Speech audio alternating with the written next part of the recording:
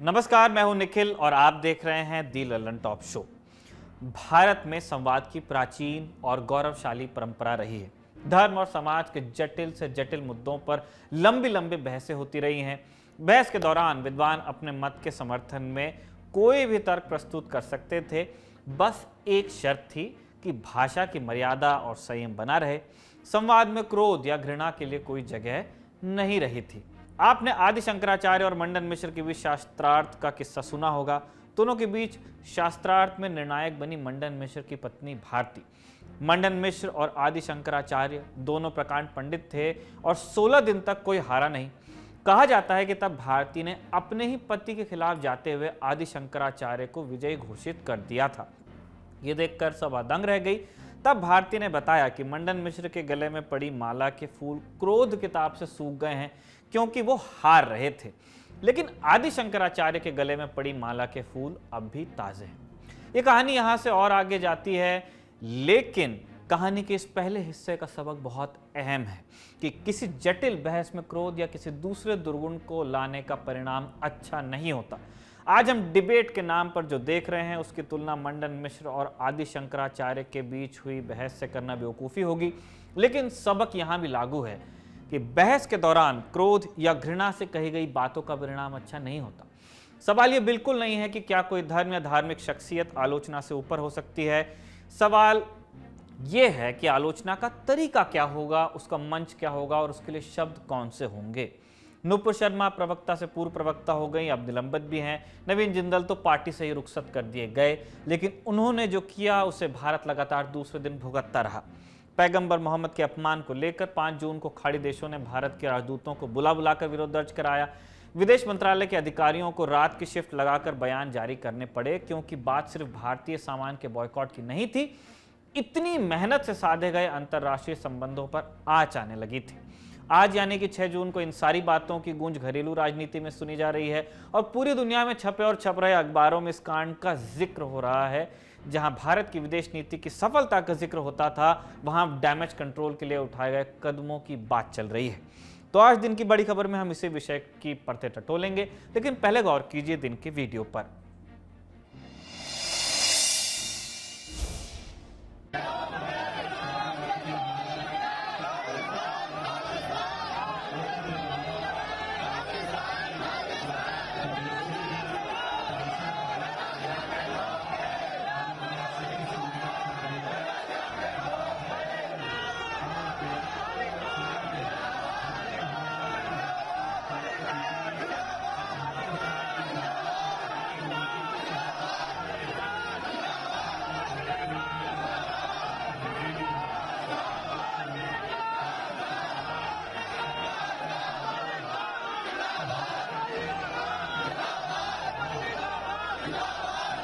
आज अमृतसर के स्वर्ण मंदिर के प्रवेश द्वार पर कुछ लोग जुटे और खालिस्तान के समर्थन में नारेबाजी की। इनके हाथ में तलवारें और अलगाववादी जर्नैल सिंह भिंडरावाले के पोस्टर थे। ऑपरेशन ब्लू स्टार के दौरान सेना और खालिस्तानी उग्रवादियों के बीच संघर्ष हुआ था और स्वर्ण मंदिर को खाली कराया गया था। इस घटना की याद में पंजाब में हर साल इस तरह की नारेबाजी और जुलूस निकलते हैं। इस साल कुछ ऐसे जुलूसों की तस्वीरें भी सोशल मीडिया पर आई जहां पुलिस इन नारों के सामने मूक दर्शक बनी रही। सोशल मीडिया का जमाना है तो भारत की कल्पना के खिलाफ जाने वाले इन जुलूसों और इन नारों पर ध्यान पहले से अधिक गया। पंजाब पर नजर रखने वाले बता रहे हैं वैसे कि ये आम बात है, वहां हर साल इस तरह की घटनाएं होती रहती हैं। ये था दिन का वीडियो। अब चलते हैं दिन की सुर्खियों की तरफ।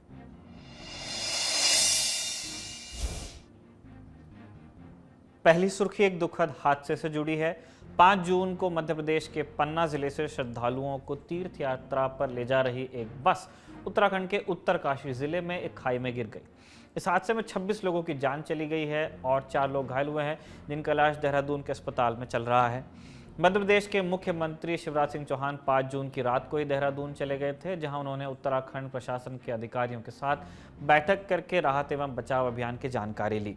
मध्य प्रदेश सरकार ने मृतकों के परिजनों को 5 लाख और घायलों के लिए 50,000 के मुआवजे का ऐलान किया है। इस हादसे पर प्रधानमंत्री नरेंद्र मोदी ने भी दुख जताया है। उन्होंने प्रधानमंत्री राष्ट्रीय राहत कोष से मृतकों के परिजनों के लिए 2-2 लाख की आर्थिक सहायता का ऐलान किया। घायलों को 50,000 रुपए देने का वादा किया। उत्तराखंड के मुख्यमंत्री पुष्कर सिंह धामी ने इस हादसे में जांच के आदेश दे दिए हैं। दूसरी सुर्खी का संबंध मार्च 2006 के वाराणसी सीरियल ब्लास्ट केस से जुड़ा है। आज इस मामले में गाजियाबाद की एक अदालत ने मुख्य आरोपी मोहम्मद वलीउल्लाह को फांसी की सजा सुना दी। 7 मार्च 2006 की शाम 6:15 के करीब 15 मिनट के अंतराल पर वाराणसी के संकट मोचन मंदिर और कैंट रेलवे स्टेशन पर धमाके हुए थे। कम से कम 18 लोगों की जान गई थी और तकरीबन 100 लोग घायल हुए थे। वलीउल्लाह एक मुफ्ती था तब और प्रयागराज के फूलपुर का रहने वाला था। उस वक्त वाराणसी के वकीलों ने वलीउल्लाह की पैरवी करने से मना कर दिया था, इसलिए उस पर जो मुकदमा चलाया गया उसकी सुनवाई हुई गाजियाबाद की अदालत में। वलीउल्लाह पर हत्या के प्रयास, जानबूझकर घातक हथियारों से चोट पहुंचाने और एक्सप्लोसिव एक्ट की अलग अलग धाराओं में मुकदमा दर्ज किया गया था। उस पर कुल 3 अलग अलग मामले चलाए गए थे, जिनमें से 2 में दोष साबित हुआ। ये 2 मामले थे संकट मोचन मंदिर में हुए धमाके से संबंधित था एक, और दूसरा था रेलवे क्रॉसिंग से बरामद विस्फोटकों से संबंधित। कैंट स्टेशन के वेटिंग हॉल में जो धमाका हुआ था उस मामले में वलीउल्लाह पर दोष साबित नहीं हो सका। उसे 4 जून को दोषी मानते हुए अदालत ने सजा के लिए आज का माने 6 जून का दिन मुकर्रर किया था। अब वलीउल्लाह की पहचान एक आतंकवादी की है। हिंदुस्तान टाइम्स पर छपी पीयूष खंडेलवाल की रिपोर्ट के मुताबिक उसके 4 और साथी भी थे, मुस्तफीज, जकरिया और वसीम। ये 3 फरार हैं। चौथा साथी मोहम्मद जुबैर पुलिस की कार्रवाई में पहले ही मारा जा चुका है। तीसरी सुर्खी का संबंध कानपुर हिंसा से है। पैगंबर मोहम्मद के अपमान के खिलाफ प्रदर्शन के नाम पर 3 जून को कानपुर में हिंसा और पत्थरबाजी हुई थी। जबरन दुकानें बंद करवाई गई थी। सीसीटीवी फुटेज और हिंसा के वीडियोस की पड़ताल के बाद कानपुर पुलिस ने 40 संदिग्ध दंगाइयों की तस्वीरें जारी कर दी हैं। कानपुर पुलिस अब शहर में 20 मुख्य आरोपियों की तस्वीरों के साथ कम से कम 25 होर्डिंग्स लगवाने वाली है। इन होर्डिंग्स पर स्थानीय एसएचओ और पुलिस के आला अधिकारियों के फोन नंबर भी होंगे।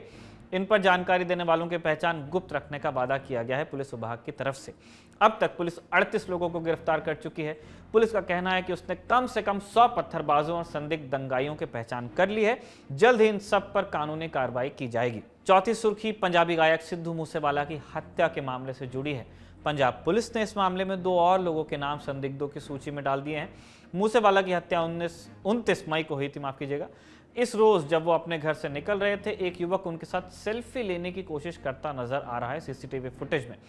पुलिस को शक है कि इसी युवक ने मूसेवाला के घर से निकलने की जानकारी हमलावरों तक पहुंचाई थी। 5वीं सुर्खी जुड़ी है नोट से, माने रोकड़ा। बीते दिनों ऐसी अपुष्ट खबरें थीं कि भारतीय रिजर्व बैंक नोटों के एक नए डिजाइन पर विचार कर रहा है और इस डिजाइन में महात्मा गांधी का चित्र शामिल नहीं होगा। उनकी जगह रविंद्रनाथ टैगोर और एपीजे अब्दुल कलाम जैसी शख्सियतों के चित्र शामिल किए जाएंगे। विवाद खड़ा होता देख केंद्रीय बैंक ने आज बयान जारी कर दिया और कहा कि गांधी जी की तस्वीर हटाने जैसा कोई भी प्रस्ताव बैंक के पास विचाराधीन नहीं है। बैंक ने अपने बयान को ट्वीट भी किया है। ये थी सुर्खियां। अब चलते हैं दिन की बड़ी खबर पर।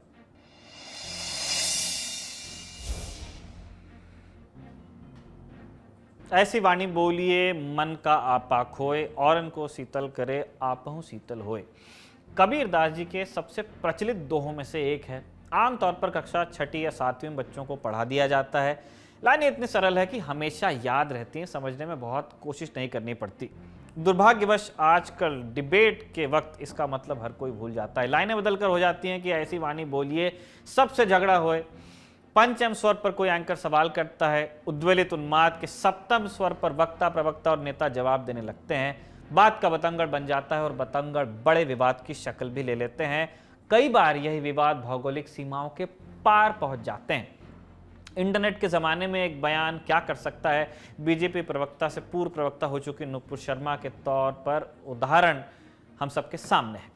हुआ क्या अब तक आप जान चुके हैं। रिमाइंडर के लिए बता दें कि नुपुर शर्मा ने एक टीवी डिबेट के दौरान ज्ञानवापी मसले पर इस्लाम के पैगंबर मोहम्मद को लेकर एक टिप्पणी की जिसे आपत्तिजनक माना गया। धीरे धीरे वीडियो की वो क्लिप वायरल होने लगी। दिल्ली बीजेपी के प्रवक्ता रहे नवीन जिंदल ने उसी अमर्यादित टिप्पणी पर ट्वीट कर विवाद को और बढ़ा दिया। देश के अलग अलग हिस्सों में मुस्लिम समुदाय उनके खिलाफ विरोध प्रदर्शन करने लगा। नुपुर शर्मा के मुताबिक उन्हें जान से मारने की धमकी भी मिलने लगी। कानपुर दंगा भी उसी बयान को लेकर शुरू हुए विवाद पर हुआ था। नुपुर शर्मा पर कार्रवाई करने की मांग विपक्ष के कई नेता करते रहे। एक हफ्ते तक ये सब कुछ चलता रहा। धीरे धीरे बात पहुंच गई अरब के मुल्कों तक। चूंकि पैगंबर मोहम्मद को मानने वाले दुनिया भर के मुसलमान हैं और उन्हें अपने आराध्य पर की गई टिप्पणी नागवार गुजरी, पहले अरब देशों के मौलवियों ने सोशल मीडिया पर ट्वीट कर बयान की मजम्मत कर दी। अरब के देशों में भारतीय सामानों के बहिष्कार की मुहिम चलाने की बात होने लगी। आज भारत और वेस्ट एशिया रीजन के मुल्कों से संबंध पर पड़ने लगी। एक बयान अंतर्राष्ट्रीय स्तर पर फजीहत का विषय बन गया। मामला डिप्लोमेसी यानी कूटनीतिक स्तर तक भी पहुंचा। मिडिल ईस्ट में ज्यादातर देश मुस्लिम आबादी वाले हैं। कतर, कुवैत, ईरान, सऊदी अरब, ओमान, यूएई जैसे देशों की प्रतिक्रियाएं सामने आने लगी। दो देशों के बीच कूटनीतिक संबंध होने पर आपत्ति भी कूटनीतिक तरीके से जताई जाती है। वो आपत्ति कई तरीके से हो सकती है। हो सकता है कि चिट्ठी लिखकर संबंधित देश के दूतावास से आपत्ति दर्ज करा दी जाए, क्योंकि वो सरकार को देगा। कई बार फोन कॉल के जरिए शिकायत की जाती है। डिप्लोमेटिक कम्युनिकेशन का सबसे बड़ा, सबसे सीरियस, हाईएस्ट फॉर्म माना जाता है जब कोई देश संबंधित देश के राजदूत या उच्चायुक्त को तलब करके विरोध जताए। इसका मतलब ये होता है कि आपके देश के राजदूत को बाकायदा सदैह बुलाया जाता है ऑफिस में, डिस्प्लेजर जताते हुए जवाब मांगा जाता है। इस मसले पर कतर, कुवैत, ईरान ने डिप्लोमेटिक कम्युनिकेशन के हाईएस्ट फॉर्म का ही इस्तेमाल किया। हमारे राजदूतों को बुलाया गया, वहां हिंदुस्तान के राजदूतों को तलब किया गया, जबकि सऊदी अरब, ओमान, यूएई और बहरीन जैसे देशों ने बयान जारी करके निंदा की। सबसे पहले बात कतर की करते हैं। कतर की प्रतिक्रिया ऐसे वक्त में आई जब देश के उपराष्ट्रपति, हमारे उपराष्ट्रपति वेंकैया नायडू, उसकी राजधानी दोहा में मौजूद थे। उपराष्ट्रपति वेंकैया नायडू व्यापार को बढ़ावा देने के लिए भारतीय व्यापार जगत के नेताओं के साथ खाड़ी देशों के संपन्न मुल्क कतर में हाई प्रोफाइल दौरे पर थे। कतर के विदेश मंत्रालय की ओर से जारी किए गए बयान में भारत की सत्तारूढ़ पार्टी के नेता के विवादास्पद बयान पर कड़ी नाराजगी जताई गई। भारतीय राजदूत दीपक मित्तल को तलब भी किया गया। कतर के विदेश मंत्रालय की तरफ से जारी बयान में लिखा गया कि इस तरह की इस्लामोफोबिक टिप्पणियों को बिना सजा के जारी रखने की अनुमति देना मानवाधिकारों की सुरक्षा के लिए एक गंभीर खतरा है। इससे हिंसा और नफरत का माहौल बन सकता है। भारत सरकार से कतर मामले में सार्वजनिक माफी और इन टिप्पणियों की तत्काल निंदा की उम्मीद करता है। साथ ही पूछा गया कि क्या भारत सरकार ऐसे बयानों से इत्तेफाक रखती है। कतर के अलावा कुवैत के विदेश मंत्रालय ने भी भारतीय राजदूत सीबी जॉर्ज को रविवार को तलब कर दिया। एशिया मामलों के सहायक विदेश मंत्री द्वारा एक आधिकारिक विरोध नोट सौंपा गया। नोट में बीजेपी प्रवक्ता के बयान की निंदा की गई और त्वरित कार्रवाई की मांग रखी गई। भारत सरकार की तरफ से इसका जवाब भी दिया गया, क्योंकि मामला फॉर्मल हो गया था। लिखित तौर पर विदेश मंत्रालय ने कहा कि भारत सरकार सभी धर्मों का पूरा सम्मान करती है। राजदूत ने साफ किया कि ट्वीट या बयान किसी भी तरह से भारत सरकार के मंतव्य को नहीं दर्शाता है, और एक लाइन लिखी गई जिसकी खूब चर्चा भी है, these are the view of fringe elements, मतलब ये पैगंबर मोहम्मद पर अराजक या असामाजिक तत्वों द्वारा टिप्पणी की गई। हाशिए के जो समूह होते हैं उनको फ्रिंज, उसका हिंदी में सीधा अनुवाद इसी तरह से होता है। दिलचस्प बात यह रही कि भारत सरकार के राजदूत सत्तारूढ़ दल बीजेपी के ही पूर्व प्रवक्ताओं को फ्रिंज एलिमेंट्स बता रहे थे, उनके बयानों से किनारा कर रहे थे। तब तक बीजेपी ने नुपुर शर्मा को पार्टी से निलंबित कर दिया था और नवीन जिंदल को पार्टी से निष्कासित किया जा चुका था। ईरान ने भी बयान की निंदा की है। समाचार चैनल ईरान इंटरनेशनल इंग्लिश के अनुसार ईरान के विदेश मंत्रालय ने तेहरान में भारतीय राजदूत को बुलाकर विरोध जताया है। सऊदी अरब ने राजदूत को तलब नहीं किया, मगर बयान के जरिए विरोध जताया। ऐसी प्रतिक्रियाएं बहरीन और यूएई जैसे मुल्कों से भी आई। अफगानिस्तान, पाकिस्तान ने मौके पर चौका लगाने की कोशिश कर ली, लेकिन पाकिस्तान को जवाब उसी भाषा में दिया गया। भारत की तरफ से साफ कह दिया गया कि पहले अपने देश में अल्पसंख्यकों की चिंता कीजिएगा, फिर हमसे कहिएगा। एक बयान ओआईसी यानी ऑर्गेनाइजेशन ऑफ इस्लामिक कोऑपरेशन की तरफ से भी आया, जो 57 मुस्लिम देशों का संगठन है। ओआईसी की तरफ से कहा गया कि भारत में मुस्लिमों के खिलाफ हिंसा में बढ़ोतरी हुई है। संगठन ने भारत के कई राज्यों के शिक्षण संस्थाओं में हिजाब बैन और मुसलमानों की संपत्तियों को नुकसान पहुंचाए जाने का जिक्र करते हुए कह दिया कि मुसलमानों पर पाबंदी लगाई जा रही है। ट्वीट में आगे लिखा गया, ओआईसी अंतर्राष्ट्रीय समुदाय, विशेष रूप से संयुक्त राष्ट्र और मानवाधिकार परिषद से मुसलमानों को टारगेट करने के मामलों को संबोधित करने के लिए आवश्यक कदम उठाने का आह्वान करता है। ओआईसी की तरफ से आए बयान पर भारत सरकार ने तीखी प्रतिक्रिया दी। विदेश मंत्रालय के प्रवक्ता अरिंदम बागची ने ओआईसी महासचिव की टिप्पणी को खारिज किया, कहा कि यह खेदजनक है कि ओआईसी सचिवालय ने एक बार फिर से प्रेरित, भ्रामक और शरारतीपूर्ण टिप्पणी की है। ये केवल निहित स्वार्थों के इशारों पर अपनाए जा रहे विभाजनकारी एजेंडे को दिखाता है। हम ओआईसी सचिवालय से अपने सांप्रदायिक दृष्टिकोण को आगे बढ़ने से रोकने और सभी धर्मों के प्रति उचित सम्मान दिखाने का आग्रह करेंगे। कुल मिलाकर लब्बुलुआब ये रहा कि जिस तरह के बयान आए उसी तरह के जवाब भी दिए गए। नुपुर शर्मा, नवीन जिंदल पर कार्रवाई हुई, अरब मुल्कों को जवाब दिया गया। भारत सरकार ने स्टैंड क्लियर भी कर दिया गया। यह खबर थी। अब यहां से आगे कुछ सवाल हैं। पहला सवाल यह कि क्या अरब मुल्कों को दबाव न होता तो कार्रवाई न की जाती। अरब मुल्कों की प्रतिक्रियाओं को इतनी तरजीह क्यों दी गई? जवाब है भारत और खाड़ी देशों के बीच ऐतिहासिक रूप से मजबूत रहे रिश्ते। भारत अपनी ज़रूरत के जो कच्चा तेल होता है उसका एक बहुत बड़ा हिस्सा इन्हीं देशों से इंपोर्ट करता है।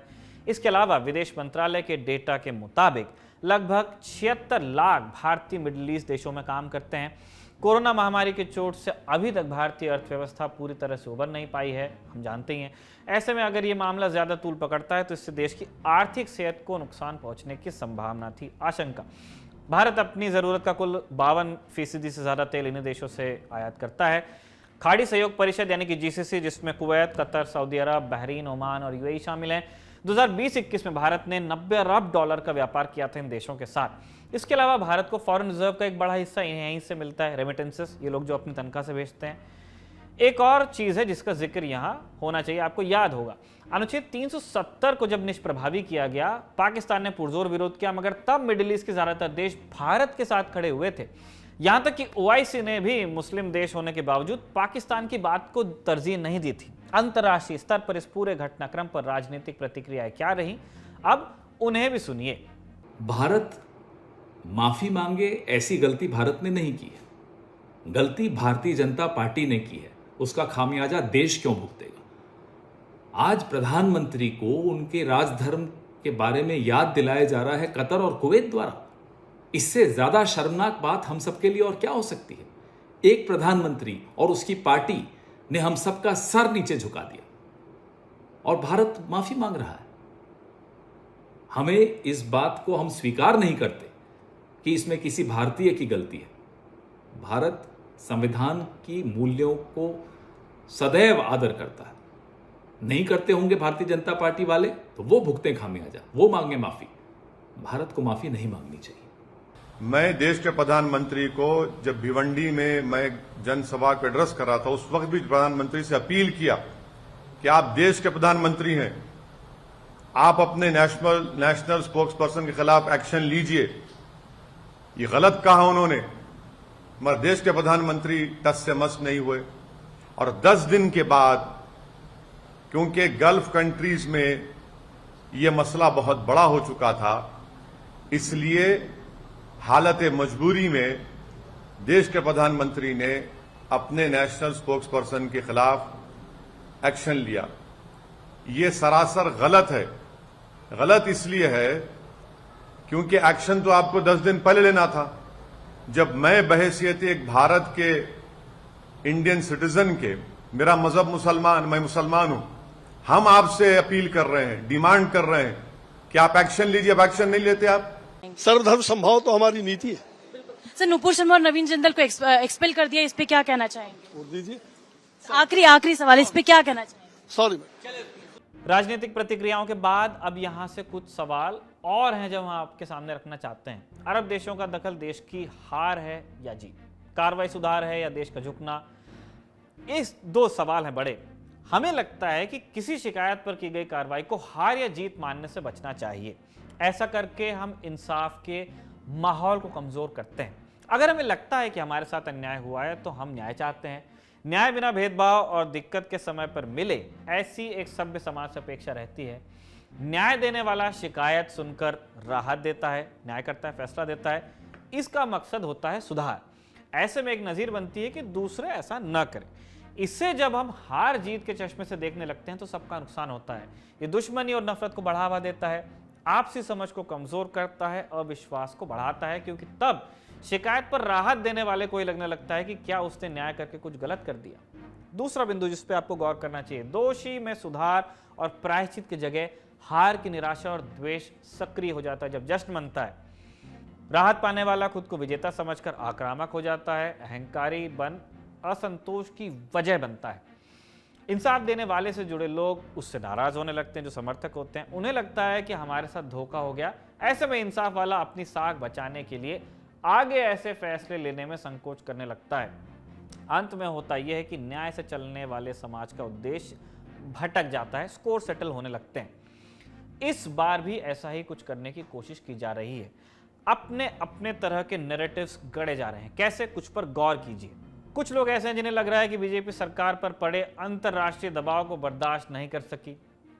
फिर कुछ लोग ऐसे हैं जिन्हें लग रहा है कि बीजेपी कमजोर हो गई है, अपने कार्यकर्ता की नजरों से उतर गई है। कुछ लोग इसे भारत के कथित सेक्युलर चरित्र के सामने बीजेपी के कथित कम्युनल फेस की हार बताने लगे हैं। कुछ इतने खुश हैं कि वो दुनिया भर में हो रहे पीएम मोदी के अपमान को बढ़ा चढ़ाकर दिखा रहे हैं, उसका भी सेलिब्रेशन हो रहा है। कुछ इस विभाजनकारी नफरत वाली सांप्रदायिक राजनीति के मुंह में तमाचा बताने की कोशिश कर रहे हैं इसे, और कुछ कहते हैं कि मौजूदा सरकार की वजह से दुनिया में भारत का मस्तक झुका है। इतने सारे नैरेटिव्स हैं, हर किसी के अपने पैरोकार हैं, लोग तर्क देते हैं, आपने देखा होगा। अब जरा ईमानदारी से देखिए कि जो जीत का जश्न मना रहे हैं, क्या वो देश के बड़े वर्ग में इस धारणा को मजबूत नहीं कर रहे कि इस देश में दो पहचान के लोग हैं जिनमें से एक को भारत की बेइज्जती पर खुशी होती है? कई बात दिमाग में नहीं आ रही होगी।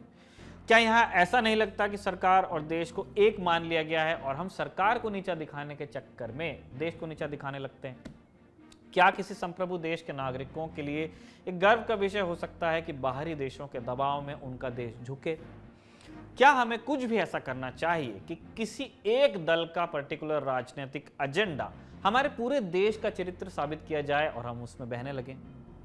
मानवाधिकार, नैतिकता, कानून के आधार पर अगर कोई देश आपत्ति करता है तो वाजिब है, लेकिन धार्मिक आधार पर अगर समान धार्मिक विश्वास वाले देश दबाव बनाते हैं तो क्या देश में सांप्रदायिक सोच को और ज़्यादा मजबूती नहीं मिलती है? इसलिए हमारा मानना है कि इंसान या न्यायपरक फैसले को हार जीत के चश्मे से देखकर विवाद को और नहीं बढ़ाना चाहिए, विवेक से काम लेना चाहिए। उन लोगों से बिल्कुल दूर रहना चाहिए जो समाज में खाई पैदा करने का काम कर रहे हैं। सरकार को उन तत्वों से सख्ती से निपटना चाहिए जो हिंसा और हिकारत की बातें करते हैं, जैसे राजस्थान के बूंदी के मौलाना। इनकी बात सुन लीजिए। बात जब नामूस की आती है तो हमने तारीख में देखा है, सहाबा ने अपनी जानें कुर्बान की है, तो हम भी अगर मौका आएगा तो सब कुछ बर्दाश्त कर लेंगे। तुम मुझे गाली दो, बर्दाश्त है। तुम मेरे वालिदैन को गाली दो, बर्दाश्त है। तुम मेरे खानदानों को बुरा कहो, बर्दाश्त है। लेकिन मेरे नबी की शान में अगर एक लफ्ज भी बोला तो याद रख लो, जबान काट ली जाएगी। हाथ उठाओगे, हाथ काट लिया जाएगा। उंगली उठाओगे, उंगली काट ली जाएगी। अगर निगाहें भी उठी ना तो निकाल कर बाहर फेंक देंगे। बूंदी जिले के मौलाना पर अब राजस्थान पुलिस ने एफआईआर दर्ज करके कार्रवाई की बात कही है। जीभ काटना, हाथ काटना, उंगली काटना, ये सारी बातें करने वालों पर कानून को कठोरतम कार्रवाई करनी चाहिए, क्योंकि ये देश कानून और संविधान की कसौटी पर चलता है, किसी धार्मिक या कबीलाई फरमान पर नहीं।